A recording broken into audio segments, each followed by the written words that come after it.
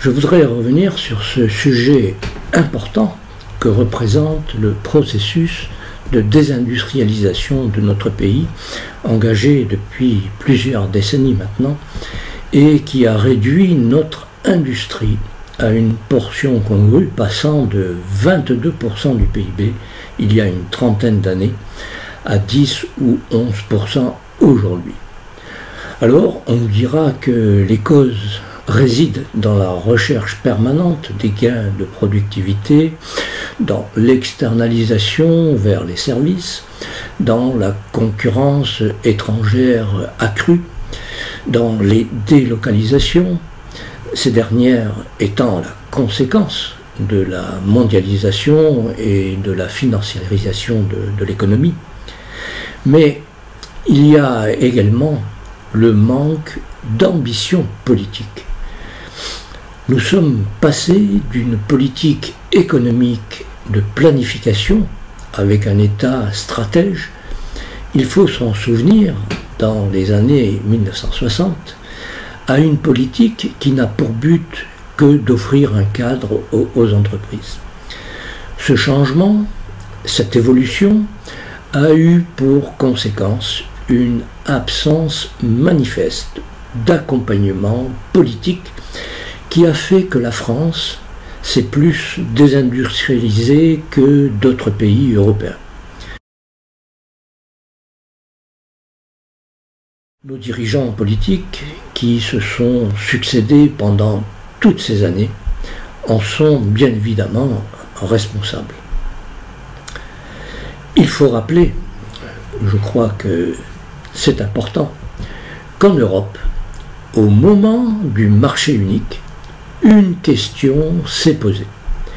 Devait-on faire de l'Europe une puissance industrielle, c'est-à-dire avec des industries qui s'imposeraient au reste du monde?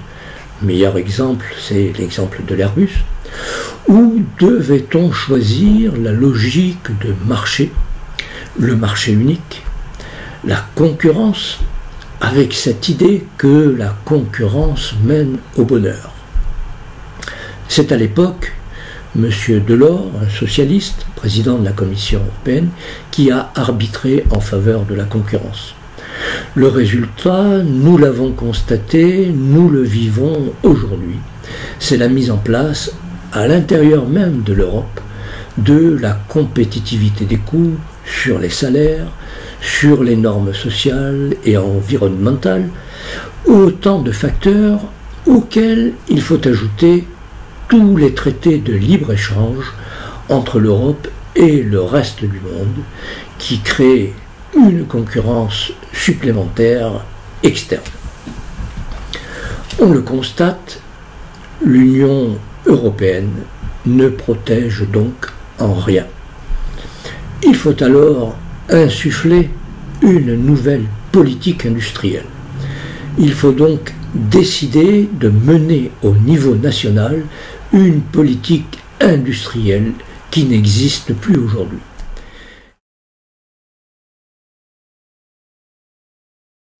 Et pour instaurer une nouvelle politique industrielle, eh bien, il faut la fonder sur, nous dirons, sur 4 axes.